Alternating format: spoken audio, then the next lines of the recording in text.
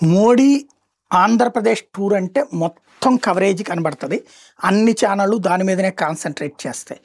Full ప్లెడ్జ్డ్గా ఉంటుంది. అటు బాబు గారు పవన్ కళ్యాణ్ రిసీవ్ చేసుకోవడం, మోడీ వాళ్ళతో మాట్లాడడం, ఆ పైన ఆయన వెళ్ళటం, మొన్ననే శ్రీశైలం దర్శనం అప్పుడు జరిగినప్పుడు కూడా చూసాం.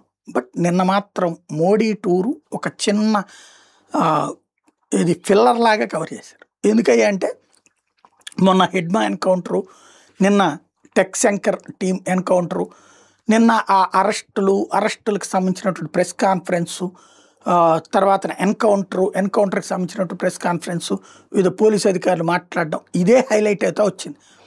ఈవెన్ మీడియా ఫోకస్ దాని మీదనే ఉంది. అదే సమయంలో పబ్లిక్ అటెన్షన్ కూడా దాని మీదే ఉంది.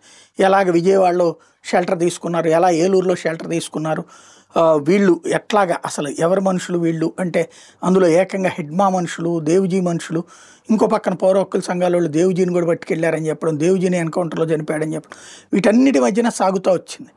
కవరేజ్ అంతా దాని మీదకే డైవర్ట్ అయ్యేటప్పటికి జస్ట్ టచ్ అయ్యి వదిలిపెట్టారు.